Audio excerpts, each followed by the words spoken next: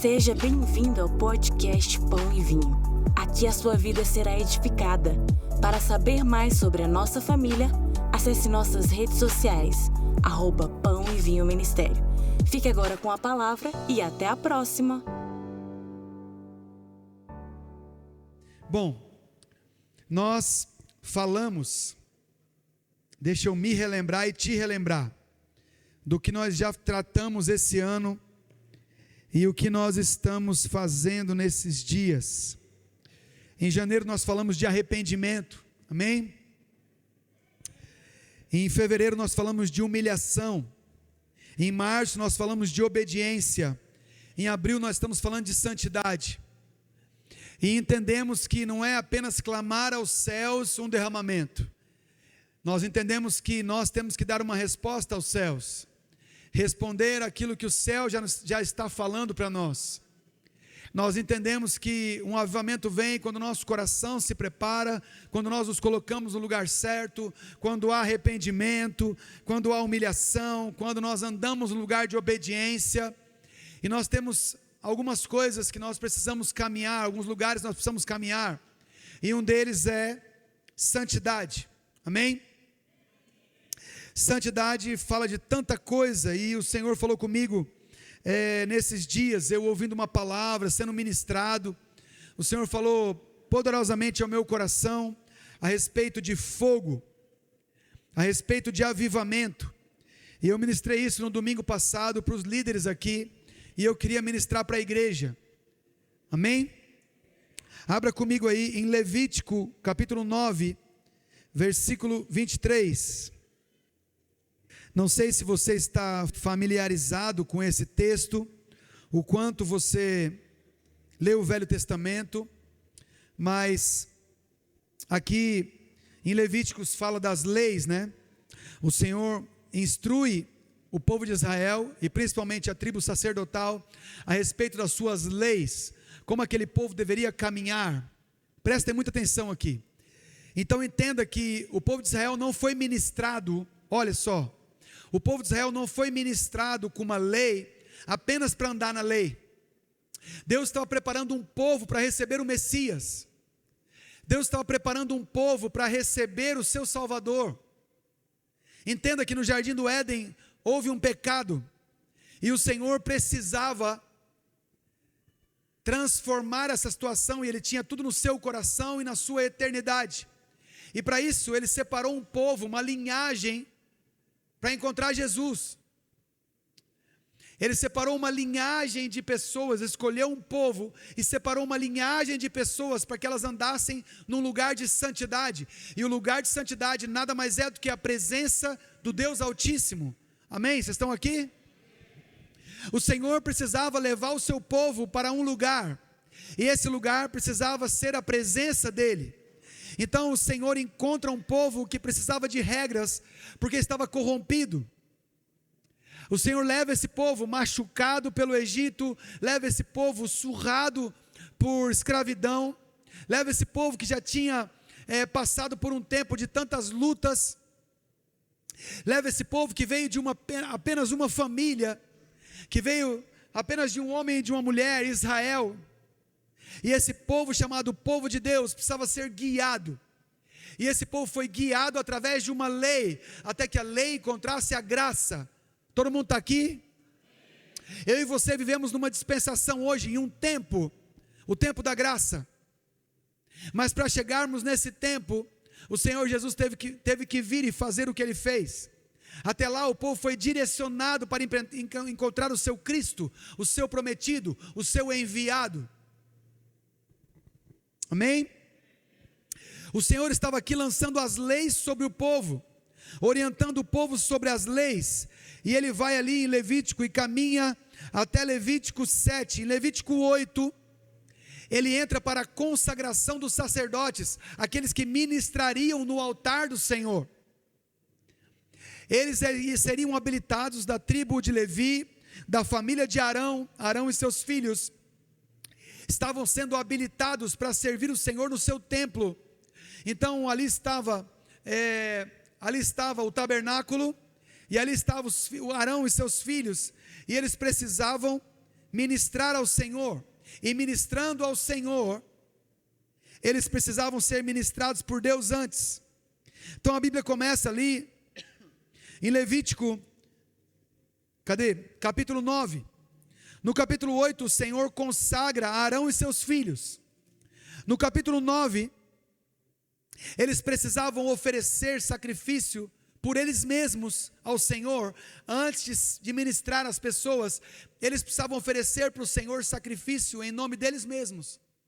Senhor, nós nos apresentamos ao Senhor, e para sermos santos na presença do Senhor, porque todos os objetos do tabernáculo eram santíssimos, todos os objetos, mas Arão e seus filhos, para se tornarem santíssimos, precisaram ser ungidos, mas eles eram homens pecadores, mas Deus os separou, e para eles se apresentarem diante de Deus e diante do povo, fazer o papel que Jesus fez por nós depois, eles precisavam também oferecer sacrifícios ao Senhor. Então a Bíblia diz no capítulo 9, ao 8º dia, chamou Moisés a Arão e a seus filhos, e aos anciãos de Israel, e disse a Arão: toma um bezerro para a oferta pelo pecado, e um carneiro para o holocausto, ambos sem defeito, e trazei-os perante o Senhor. Então um era pelo pecado e outro era pelo holocausto. Um era para cobrir o pecado daqueles homens, o outro era para oferecer sacrifício a Deus, aroma agradável a Deus. Estão comigo até aqui? Eu quero chegar num lugar que é o fogo queimando no altar. Amém? Depois dirás aos filhos de Israel: tomai um bode para a oferta pelo pecado, um bezerro e um cordeiro, ambos de 1 ano e sem defeito, como holocausto, um boi e um carneiro por oferta pacífica, para sacrificar perante o Senhor, e oferta de manjares amassada com azeite, porquanto hoje o Senhor vos aparecerá. Ele estava consagrando ao Senhor aquele lugar e aqueles homens, e Deus ia aparecer para eles pela primeira vez. Deus só falava com Moisés, mas pela primeira vez Deus apareceria para aqueles sacerdotes. Eles seriam aquilo que eles foram chamados para ser. Se apresentavam diante de Deus pelo povo, colocando os pecados do povo diante de Deus e intercedendo a Deus pelo povo, mas também voltavam para o povo e escutavam o que o povo queria, e levavam para Deus as demandas do povo. Esse era o trabalho do sacerdote. Apresentava para Deus sacrifícios pelo pecado do povo, ao mesmo tempo escutava as demandas do povo com relação a Deus. Eles eram a ligação entre o Senhor e o seu povo, amém? Então trouxeram o que ordenara Moisés diante da tenda da congregação, e chegou-se toda a congregação e se pôs perante o Senhor. Não sei se você sabe, mas o momento antes desse momento aqui, eram os sacerdotes sendo consagrados. Moisés os colocou e tirou a roupa deles, os lavou, os ungiu, derramou sangue, derramou óleo, ungiu a sua parte direita, tanto da orelha para ouvir a Deus, até os seus pés para caminhar segundo a vontade de Deus. Eles estavam ungidos para isso, mas mesmo assim precisavam ser parte da consagração. Disse Moisés: esta é a coisa que o Senhor ordenou que fareis, e a glória do Senhor vos aparecerá.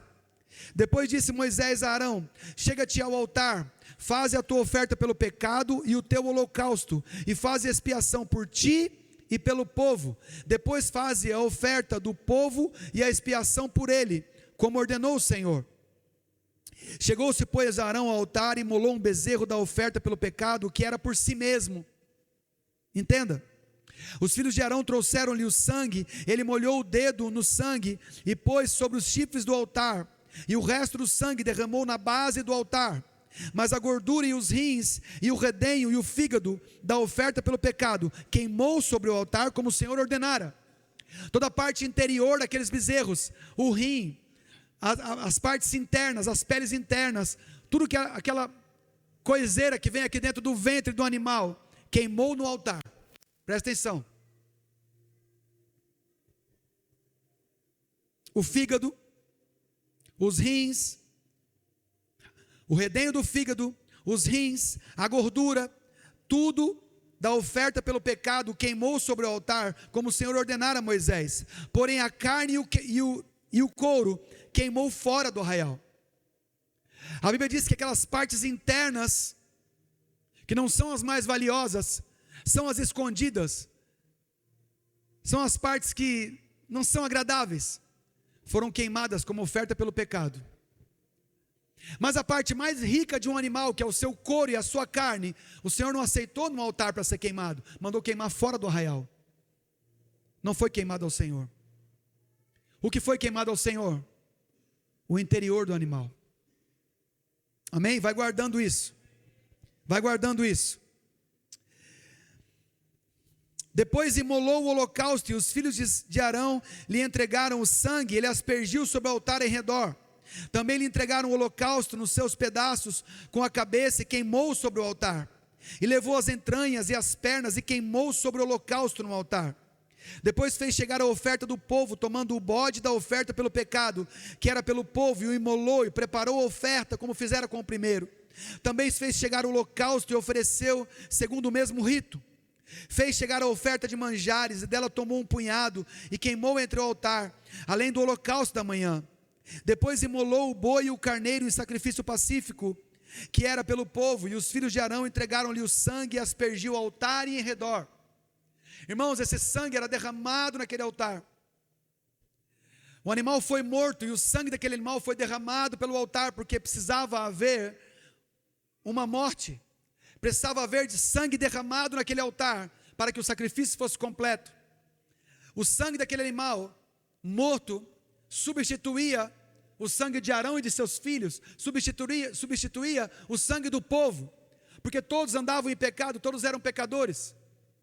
Então o Senhor entrega as leis para eles andarem corretamente, mas antes deles praticarem a lei, antes deles começarem a praticar as ordenanças, o Senhor falou: vamos começar com o perdão. Vamos começar com o sangue derramado por vocês. Vamos zerar a conta de vocês. Amém? Eu estou falando tudo isso porque nós precisamos entender se nós queremos caminhar em direção à cruz, ou se nós queremos caminhar a partir da cruz. Quando Jesus morreu por mim e por você, Ele já fez essa obra. A Bíblia diz que João viu o cordeiro como tendo sido morto, imolado no altar. Ele foi morto antes da fundação do mundo por mim e por você. Jesus já fez a obra. Então quando eu e você tentamos fazer alguma coisa para Deus, operar alguma coisa, performar em alguma coisa, trabalhar em alguma coisa para agradar a Deus, para poder chegar até os pés da cruz, então nós estamos no caminho inverso do Evangelho, porque Jesus já fez a obra lá na cruz. Eu e você caminhamos a partir do que Jesus fez. Quando você caminha para a cruz, você caminha para a salvação. Então você não foi salvo? Mas quando você caminha a partir da cruz, você caminha a partir do que Jesus fez.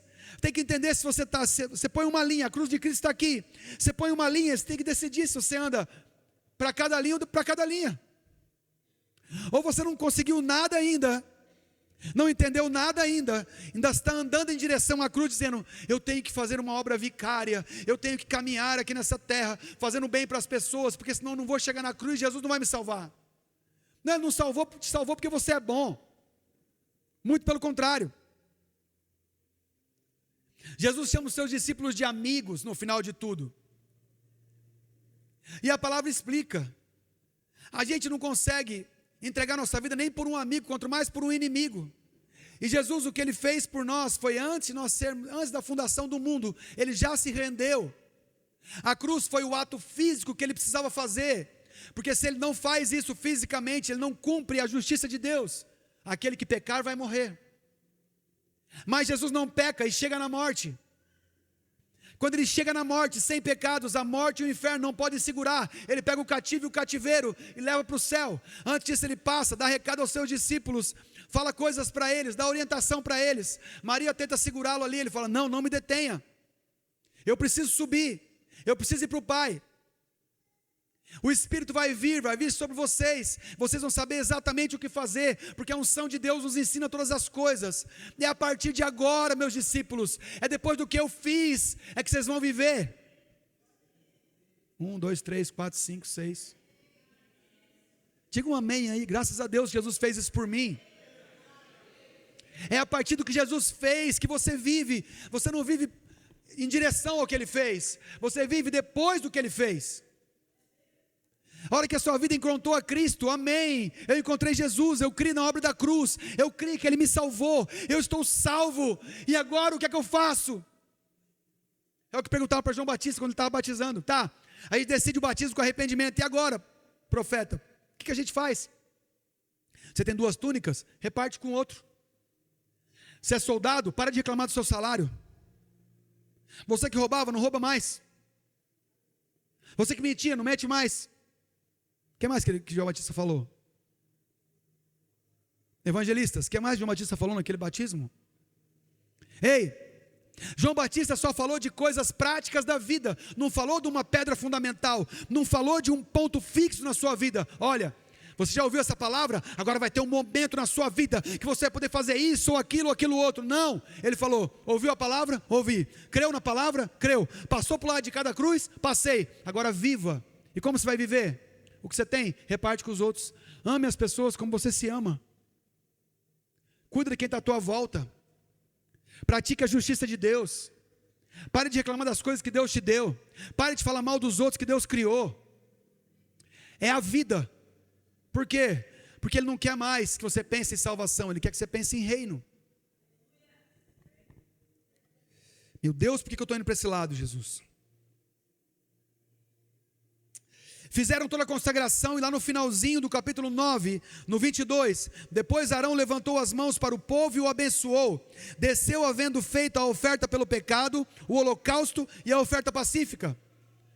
O pecado, aquilo que era consagração ao Senhor, então, cobriu o pecado, consagrou ao Senhor, depois fez uma oferta pacífica, uma oferta de pacificação. Senhor, estamos em paz contigo. Podemos caminhar daqui para frente? Podemos. Jesus fez tudo isso na cruz do Calvário.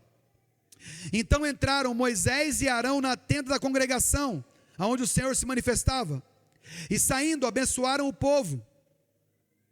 E a glória do Senhor apareceu a todo o povo. E eis que saindo o fogo diante do Senhor, consumiu o holocausto e a gordura sobre o altar, o que vendo o povo jubilou e prostrou-se no seu rosto. Escute, todo avivamento precisa de fogo, e para o avivamento ser um avivamento verdadeiro, o fogo vem de Deus. Sempre Deus é que acende o fogo do avivamento. Se você for em um lugar, estiver sendo ministrado, e a pessoa que está ministrando quer acender um fogo por ela mesma, pica a mula, vai-te embora, porque o fogo precisa vir do Senhor. E como o fogo vem do Senhor, eu te incentivando aqui a falar alguma coisa, eu te incentivando a levantar, a sentar, a levantar a sua mão, não.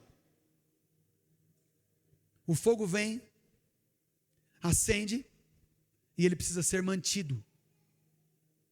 Os sacerdotes foram chamados para depois daquele fogo começarem a trabalhar. Se você acha que o trabalho de um sacerdote era romântico, esqueça. Se você acha que eles levantavam de manhã, o que farei ao meu Senhor? Não. Ele tem trabalho para fazer, não tinha romantismo nenhum. Era cortando animal, recebendo animal, cortando animal, dividindo nas partes, derramando sangue no altar, colocando no altar de na bacia de bronze, derramando o sangue todo, cortando o animal, levando para o altar, queimando, e lenha, e fogo subindo ao Senhor, todos os dias. No altar do Senhor tinha incenso, precisava ser queimado todos os dias, todas as manhãs. Mas o fogo primeiro que foi aceso foi o de Deus. Todas as vezes que a gente pensar num fogo sendo derramado em algum lugar, lembre, esse fogo precisa vir de Deus. Esse fogo precisa ser do Senhor. Por isso que você não consegue produzir fogo. Fogo vem do Senhor. Agora, a partir do momento que você foi avivado, a partir do momento que tem um fogo no seu coração, exige lenha, exige queimar na presença dEle. E queimar na presença dEle não fala só de estar aqui no altar adorando, não. Fala da nossa vida diária de devoção, fala da nossa vida diária de santidade, fala da nossa vida diária na presença dEle, porque a lenha precisava estar na presença do fogo. Amém? Qual foi o espanto de Moisés? Moisés conhecia perfeitamente o que era uma sarça no deserto. Ele era um pastor de ovelhas no deserto, e ele conhecia uma sarça, uma ovelhinha. Quando ele viu uma ovelhinha, ele conhecia. Como ele sabia o que era uma sarça, e ele encontra aquela sarça pegando fogo, ele tinha certeza que aquilo era sobrenatural. Ele tinha certeza que aquele fogo que estava queimando ali, e ele olhou a sarça, e a sarça não se consumia. Ele teve certeza que aquele fogo era de Deus. O que Deus estava falando para ele é que eu sou um fogo consumidor, mas em você eu quero queimar. Obrigado, muito obrigado, Veneza, por esse glória a Deus, eu fiquei feliz agora.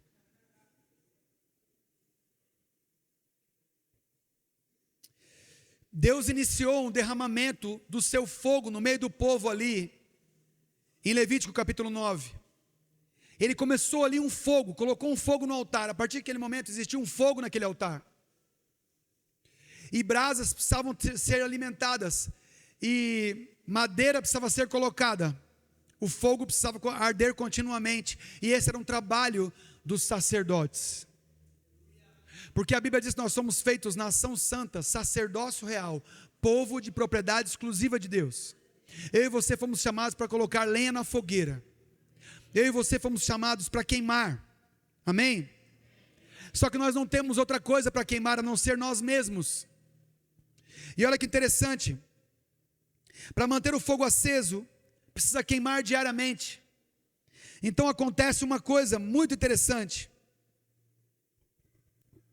Levítico capítulo 10, olha só, Deus acaba de lançar fogo no altar.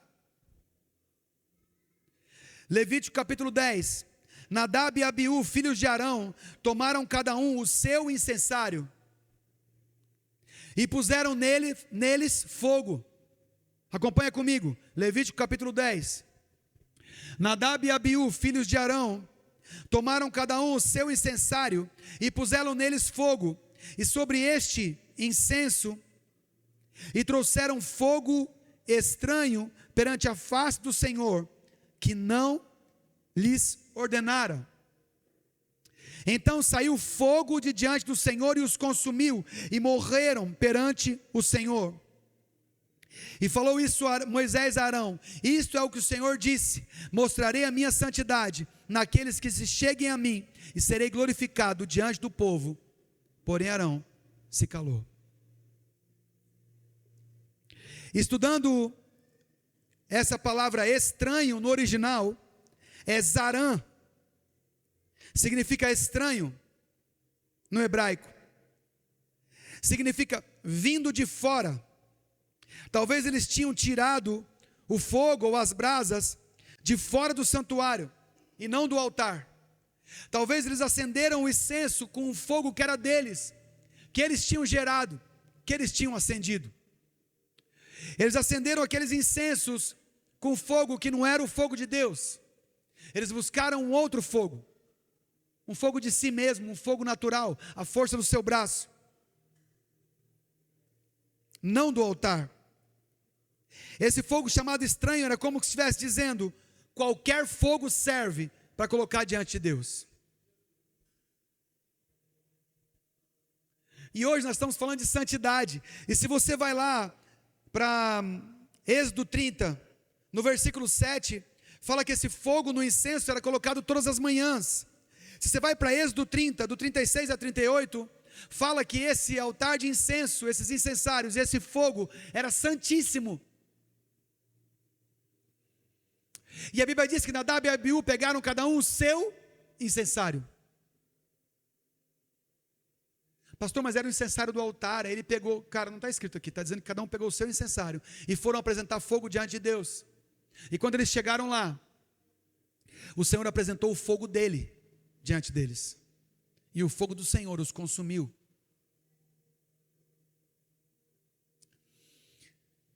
Sempre o Senhor vai apresentar o fogo dele na vida, na comunidade de fé, em qualquer lugar onde o fogo que está sendo apresentado não é o dele, mas é como se fosse.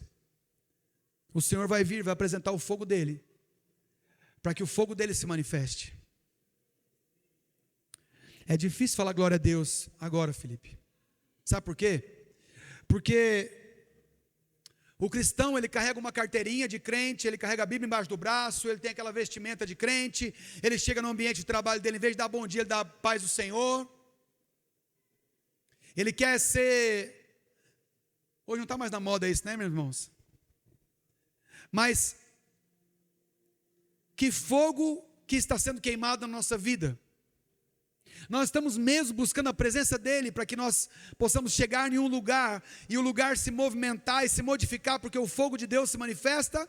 Ou eu só digo que sou, só finjo que sou, ou só eu acredito mesmo que eu sou sem ser, e chego nos lugares só com a carteira, só com a cara, só com o linguajar, e o fogo de Deus não está ali?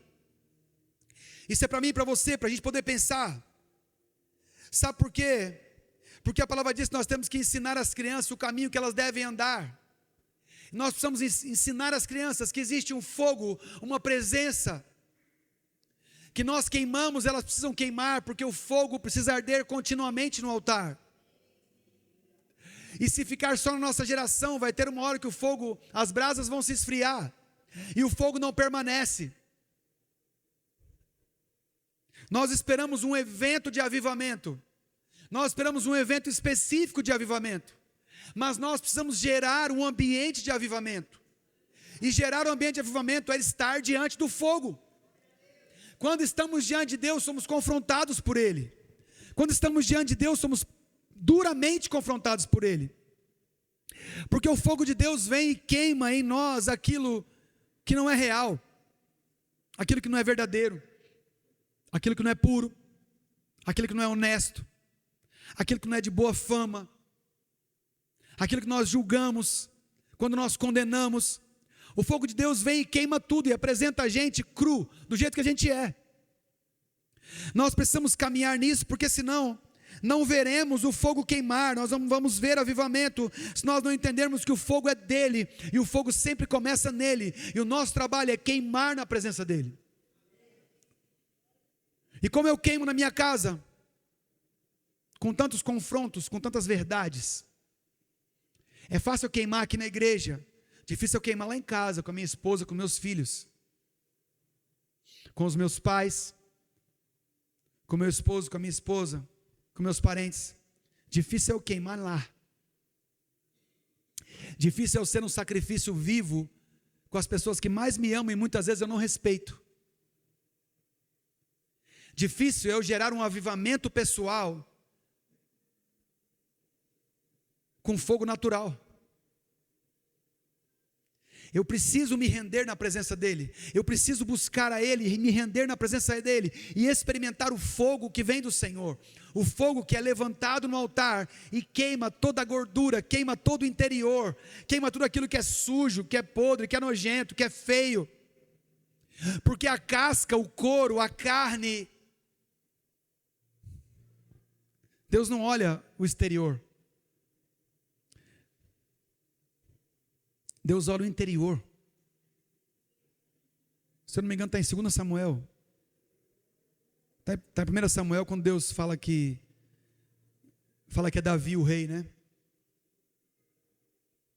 Quem ia ser ungido era Davi, não os outros irmãos, filhos de Jessé. Porque Deus olha o interior, Ele não olha o exterior. O que Deus quer ver queimar é a sua podridão interna. O que Ele quer ver queimar são pecados, são mazelas, são angústias, tristezas, mentiras, enganos, falatórios, fofocas, críticas, iras. O que Ele quer ver queimar no altar é isso. O que Ele aceita no seu altar são entranhas, redenhas, rim, gordura.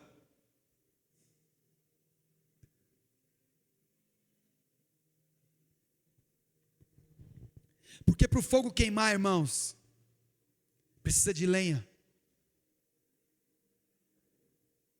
A gente canta, eu ainda tenho lenha. Aquela mulher se prostrou diante de Jesus, entregou tudo que ela tinha, o que ela era, aquela prostituta. Entregou o fruto do trabalho dela, ela foi lenha para o Senhor aquele dia. A nossa justiça própria, aquilo que nós fazemos, não vale nada. Paulo já falava que a justiça dele era o conhecimento dele, a vida dele, todo o conhecimento que ele tinha, era pano de imundícia. Porque na verdade a justiça do homem não vale nada. Vocês lembram da situação do Éden? Adão e Eva caíram. Adão caiu. Adão representa a humanidade. Adão caiu. E a Bíblia diz que eles ficaram sozinhos ali no jardim, depois da queda, pegaram folhas e cobriram as suas partes, e ficaram ali. Mas Deus, quando encontra, pergunta: onde é que vocês estão? Eles se apresentam para Deus, estavam escondidinhos ali atrás, não sei de onde, e falam: Senhor, nós não aparecemos porque nós estamos com medo, nós estamos, como é que ele fala? Tive medo. Eles conheceram o bem e o mal sem a santidade de Deus, e eles geraram a primeira justiça própria, a primeira justiça humana. Pegaram folhas de figueira e se cobriram. Certamente cobriram os seios da mulher, a vagina, provavelmente cobriram o pênis do homem, porque de alguma forma eles olharam e houve uma sedução humana. Eles já estavam nus e viviam bem, eles viviam em santidade, eles estavam na presença. Mas a quebra da presença, a quebra da santidade, gerou um olhar maligno neles. Então eles se cobriram, provavelmente foi isso, a gente não sabe efetivamente. É o que nós pensamos. E quando eles se apresentam diante de Deus, eles estão com a justiça deles sobre eles. É o que a lei fazia, a lei só cobria os pecados. Mas a Bíblia diz que o Senhor, ali no Éden, sacrificou um cordeiro, um animal, pegou a pele daquele animal e cobriu o homem e a mulher. Não sei se você já viu matando um boi, ou algum outro animal que tira o couro. Depois daquela carnificina, daquele sangue todo que fica no chão ali derramado, vai se puxando o couro do animal, com violência. E quando sai o couro, sai a pele por dentro, derramando muito sangue. O couro por fora e a pele por dentro com muito sangue. O Senhor pegou aquela carnificina, aquele couro com sangue, e cobriu Adão e Eva com couro e com sangue. E eles ficaram cobertos com sangue daquele cordeiro no Éden. Será que tem alguma coisa a ver com o sangue do cordeiro naquela cruz? A cobertura de Deus para eles foi a graça. Eles saíram ali, não morreram imediatamente e continuaram vivendo com a oportunidade de voltarem para o Senhor. Mas a justiça deles, a cobertura com folhas, não resolveu. O que eles fizeram para cobrir o próprio pecado não resolveu. Então não adianta nós queremos acender um fogo que vem de nós mesmos. Nós precisamos buscar o fogo de Deus. Nós precisamos estar na presença de Deus para queimar. Vocês estão entendendo ou não?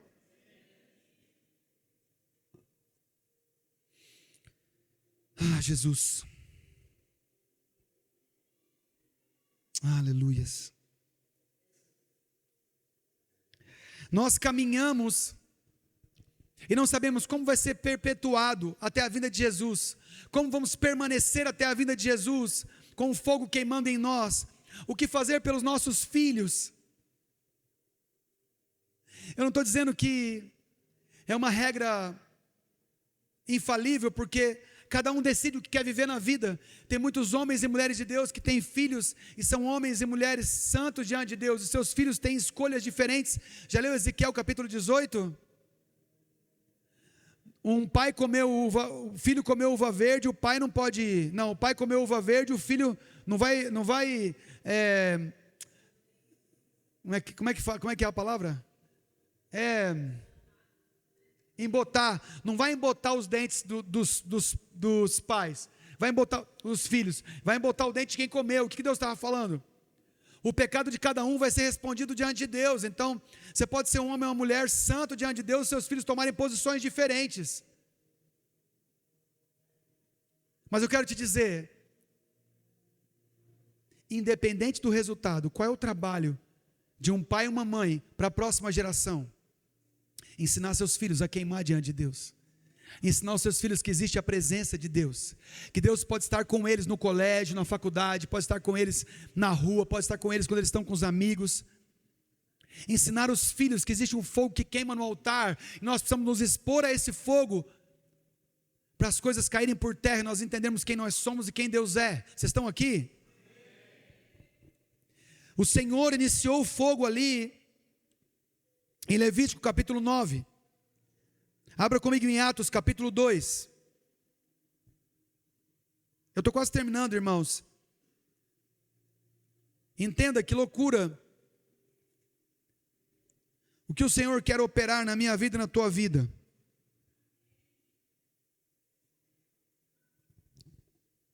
Atos capítulo 2. Em Atos capítulo 1, no versículo 6, diz assim: estavam, então os que estavam reunidos lhe perguntaram: Senhor, será esse o tempo em que restaures o reino de Israel? Respondeu-lhes: não vos compete conhecer os tempos ou as épocas que o Pai reservou para a sua exclusiva autoridade, mas recebereis poder ao descer sobre vós o Espírito Santo. Atos 1, 8. E sereis minhas testemunhas, tanto em Jerusalém, como em toda a Judeia e Samaria, até os confins da terra. Ditas essas palavras, foi Jesus elevado às alturas à vista deles, e uma nuvem o encobriu dos seus olhos. E estando eles com os olhos fitos no céu, enquanto Jesus subia, eis que 2 varões vestidos de branco se puseram ao lado deles, e lhes disseram: varões galileus, por que estáis olhando para as alturas? Esse Jesus que dentre vós foi assunto ao céu, virá do modo como vistes subir. Os anjos falaram assim, ei, estão olhando para o céu por quê?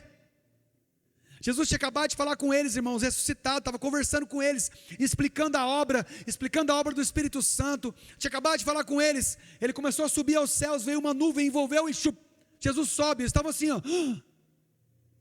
antes deles olharem um para o outro e falarem: você viu isso? Antes disso, 2 anjos estavam com eles e falaram assim: estão olhando para o céu o quê? Esse mesmo Jesus vai voltar do mesmo jeito que vocês viram subir. Vamos viver a vida. Vem, vamos viver a vida. Tira os olhos dos céus. Começa a fazer o que Deus mandou você fazer. Começa a viver nessa terra conforme Ele falou. Começa a caminhar conforme Ele falou. Ele vai voltar do jeito que Ele veio. Você ficar só olhando para o céu, vai adiantar nada. Caminha para frente agora. Só que, irmãos, escutem. Os discípulos ficaram ali em Jerusalém. Eles tinham a ordem de ficar aguardando o derramamento do Espírito.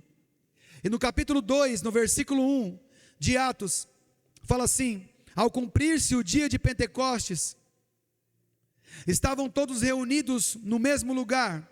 De repente veio do céu um som como de um vento impetuoso, e encheu toda a casa onde estavam assentados. Então, vocês concordam que chegou um vento impetuoso lá? Não, não chegou. Chegou só um som. Não tinha o vento, só tinha o som. Porque o que entrou foi um som. Então veio do céu um som.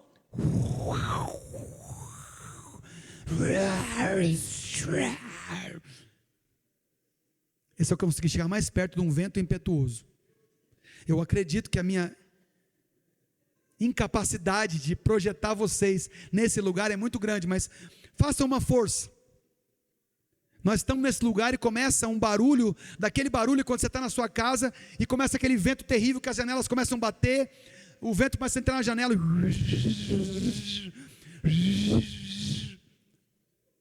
Melhorou? Passou na frestinha. Um vento impetuoso enche o lugar. Um som como se fosse de um vento, mas não tem cabelo balançando. Um som como de um vento, mas não tem nenhuma outra movimentação, senão aquele som estrondoso de um vento.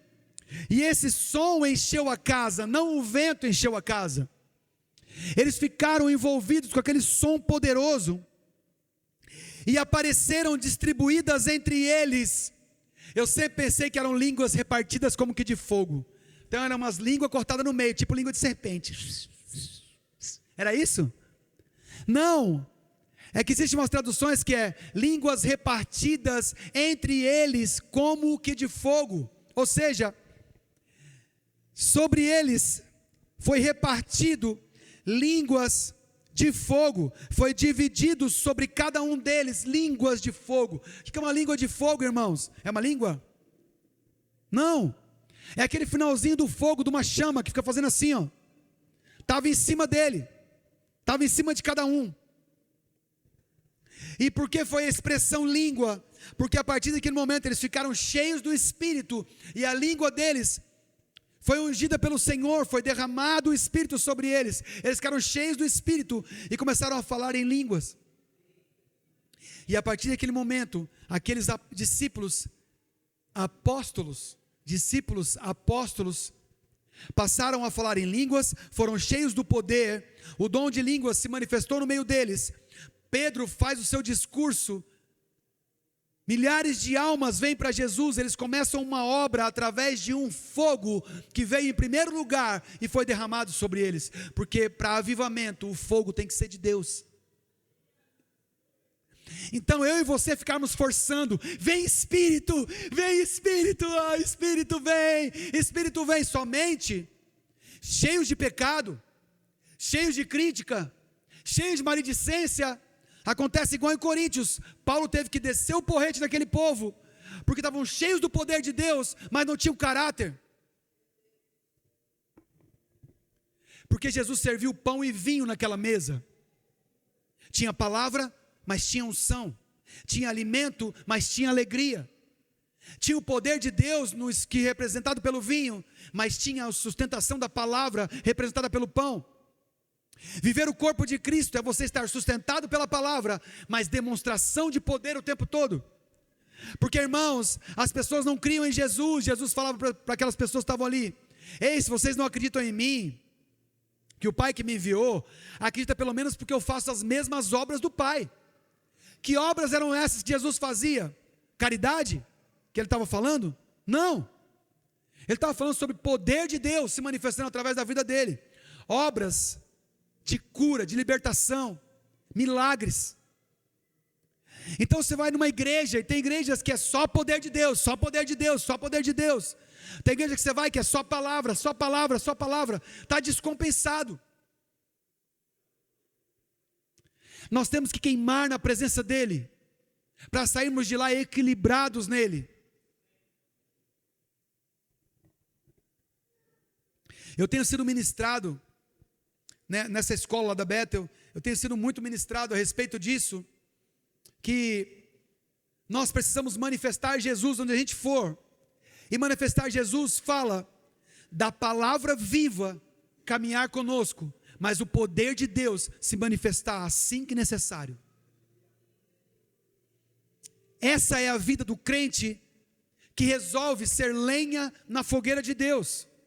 Porque pouco na presença de Deus, pouca manifestação de Deus lá longe. Escuta, pouca presença de Deus, pouca manifestação de Deus.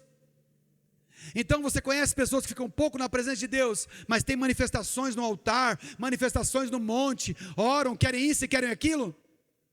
Não é fogo de Deus, é fogo estranho. Porque muita presença de Deus gera manifestação de Deus lá fora.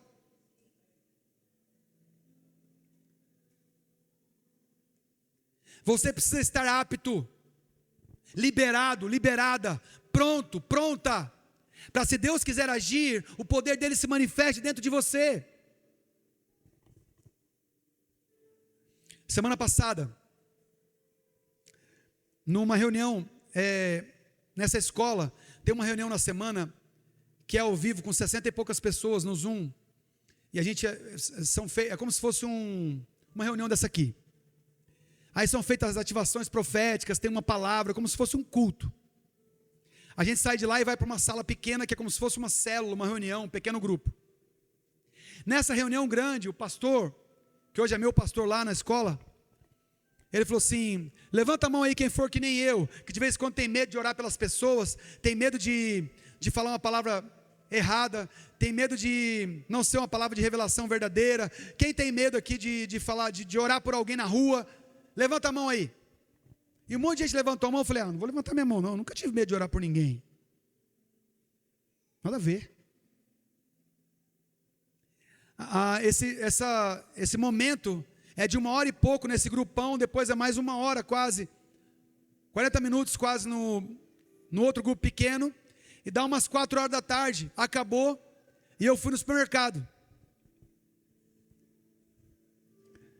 Aí eu estou chegando pelo supermercado, em vez de eu entrar pela porta principal, tinha 2 caixas conversando e ninguém passando. Falei, vou cortar o caminho aqui.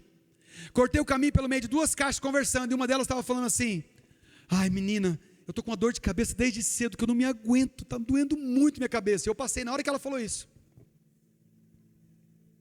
Na hora me deu um medo de orar por ela. E eu lembrei que eu também tenho medo de falhar.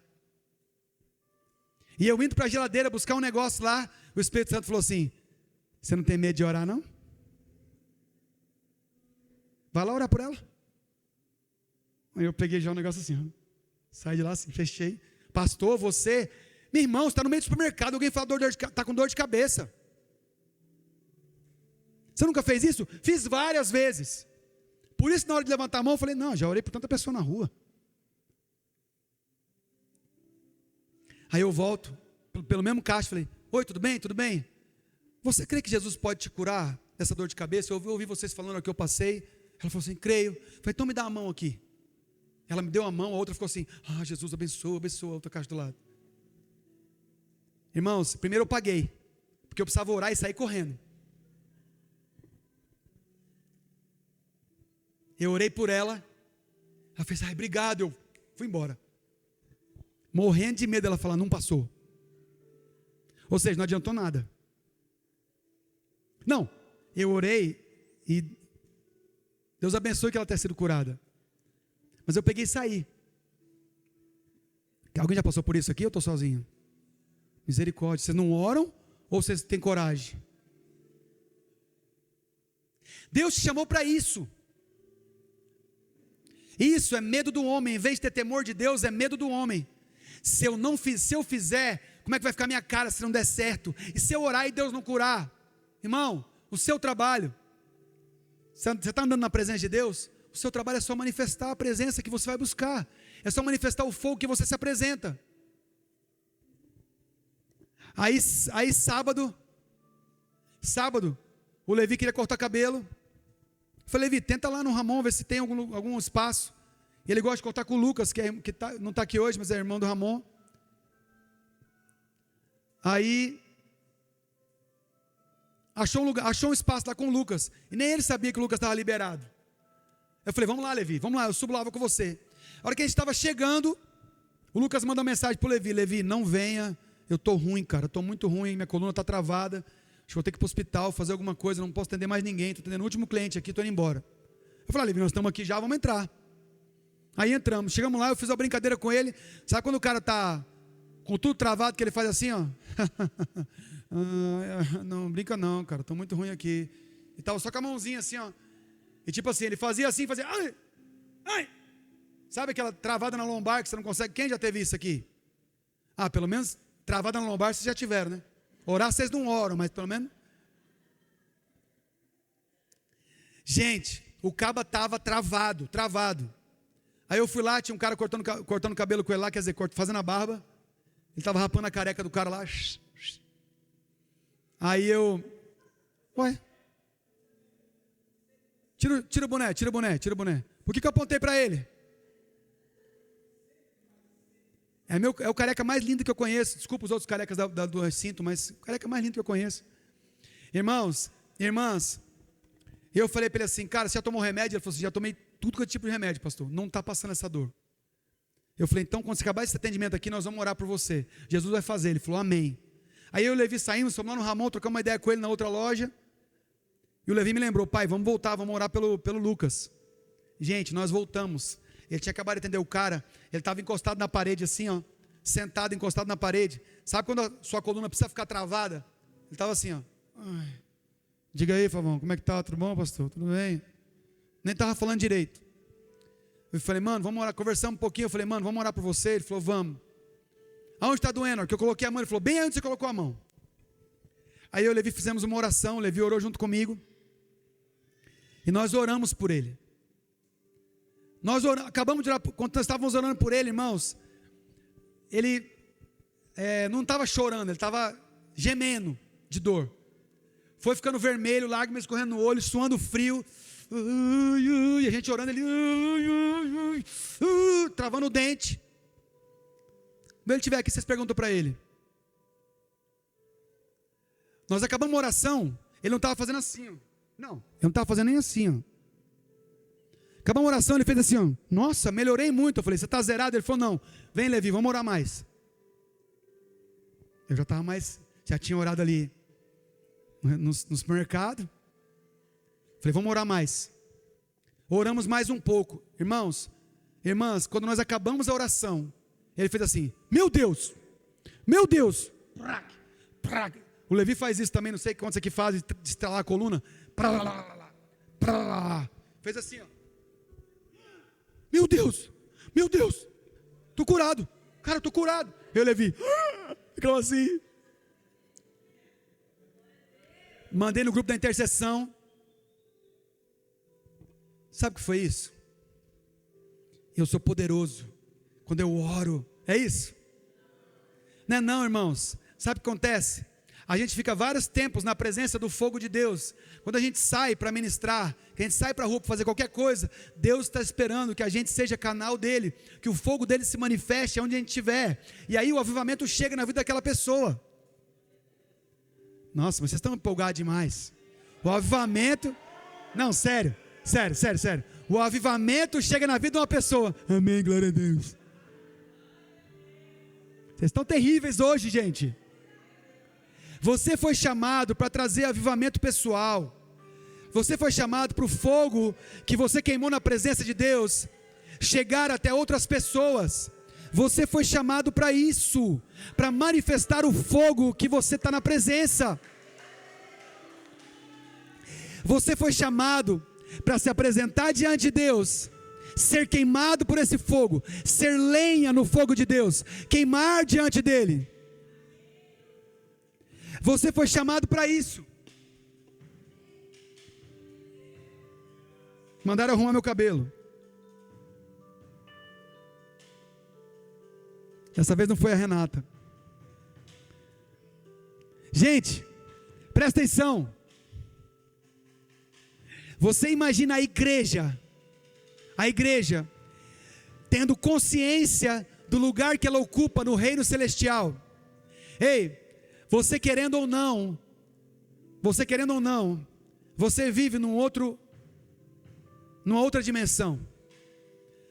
Você, Felipe, já vive em outra dimensão, porque a Bíblia diz que aqueles que creem em Jesus receberam o Espírito do Cristo ressurreto, e o Senhor Jesus preparou um lugar para mim e para você. E Efésios fala que nós estamos assentados em Cristo nas regiões celestiais.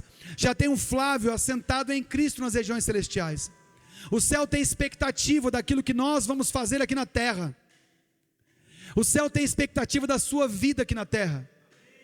O céu tem expectativa daquilo que você fala e daquilo que você faz.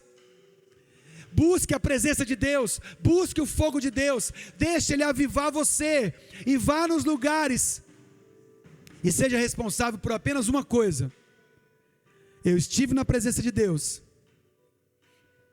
e eu quero manifestar a presença de Deus aqui onde você está. Se você fizer essa oração, Senhor, usa-me como instrumento do Senhor, amanhã mesmo, ou hoje mesmo, no lugar onde você estiver, pessoas vão precisar do toque de Deus, e Deus vai saber que você está ali, porque Deus quer te usar. Deus quer que o avivamento que veio sobre você, sobre o teu coração, a vida que foi gerada dentro de você, seja gerada na vida de outras pessoas. Amém? Levante o seu lugar. Diga para o seu irmão assim: o fogo começa em Deus. Não, diz com vontade.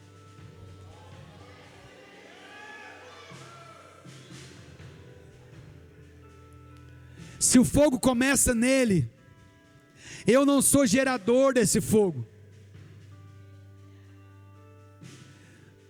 Eu não sou gerador desse fogo. Mas eu sou a lenha que queimo diante dele. Você ainda tem fome de Deus? Você ainda tem lenha para queimar? Você precisa definir isso. Como que você quer viver? Presta atenção aqui. O que você quer viver? Quer viver na mediocridade que muitos crentes em Jesus vivem? Em vez de queimar na presença de Deus e manifestar a presença de Deus onde você for, você quer guardar para você os ensinamentos de Cristo?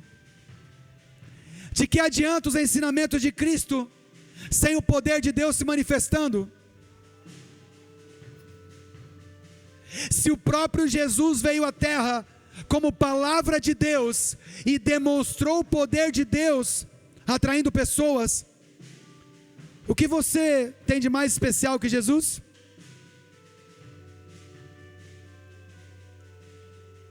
Jesus espera. Eu ia falar Deus espera, falei Jesus espera, mas eu posso falar Jesus espera. Que eu e você entendamos isso.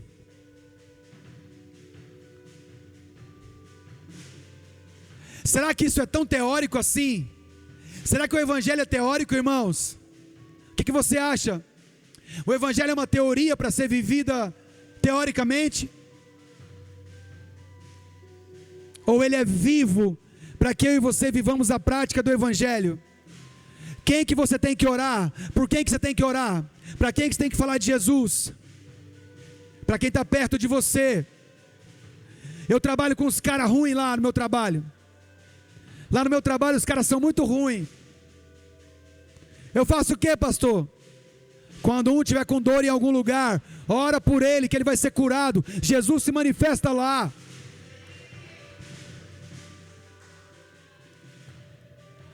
Na minha faculdade, na minha escola, tem gente que não crê em Jesus, pastor. Eles não acreditam. Então deixa acontecer alguma coisa que eles precisem de você. Aliás, de Jesus na sua vida. E tenha coragem de manifestar. E vai lá. E fala de Deus para essa pessoa. Toca nela. Pede para orar por ela. Pede para orar por aquela situação. E deixa o Espírito Santo de Deus fazer o resto. Porque aquilo que Deus pode fazer, eu e você não podemos. Aonde o Espírito pode tocar, eu e você não podemos. O próprio Jesus falou: eu não faço a minha vontade, eu faço aquilo que o Pai me mandou fazer. O Filho vê o Pai fazendo e faz. É assim que eu vivo. O meu coração hoje é para que você entenda que existe um fogo, existe um avivamento que pode acontecer no interior de cada um. Você imagina que situação mais doida? Se você durante a semana, você buscasse se nutrir em Deus. Imagina que coisa mais doida, se a gente durante a semana na presença dEle, a gente se nutrisse da presença e da palavra. E quando viesse para o culto no domingo, ao invés da gente vir morrendo de fome, esperando uma palavra para a gente encher a boca, sair correndo. Eu já falei isso aqui. Falei, não falei? Imagina isso. Imagina a situação de você desesperado, com fome, chegar num lugar e não olhar para ninguém, só olhar para a comida. Agora imagina que delícia você chegar numa mesa, nutrido, precisando apenas se deleitar de coisas boas junto com os irmãos. Imagina se eu e você, se toda a igreja, em todos os lugares, entendesse a preciosidade de estar diante do fogo de Deus, se alimentar da presença, se alimentar da palavra, desfrutar da presença, ficar cheio de Deus. Presta atenção aqui. Você imagina se a gente vivesse dessa forma e pudesse viver dessa forma? Você acha que você pode buscar a Deus todos os dias? Irmãos, vamos ter umas aulas com muçulmanos, vamos ter umas aulas com outras religiões que buscam o Deus deles todos os dias. Temos que ter aula com outras religiões para aprender a buscar a Deus todos os dias, para gastar um tempo na presença dEle. Como nós vamos fazer? Como nós vamos manifestar Jesus em todos os lugares, sem estar com Ele todos os dias? Como nós vamos apresentar um Deus que nós conhecemos, sem buscar conhecê-lo todos os dias? Como nós vamos queimar, sem estar na presença do fogo todos os dias? Então encontramos com outros crentes, falamos mal de religiões, em vez de falar das maravilhas de Deus, ficamos discutindo o problema dos outros. Em vez de olhar para nós mesmos e buscarmos ao Senhor e sermos excelentes com Deus. Sabe o que Deus disse para Moisés? Anda na minha presença e ser perfeito. Sabe o que é ser perfeito para Deus? É andar na presença dEle. Sabe por quê? Porque Jesus já fez na cruz tudo que era para ser feito. Eu e você fomos chamados para andar na presença dEle.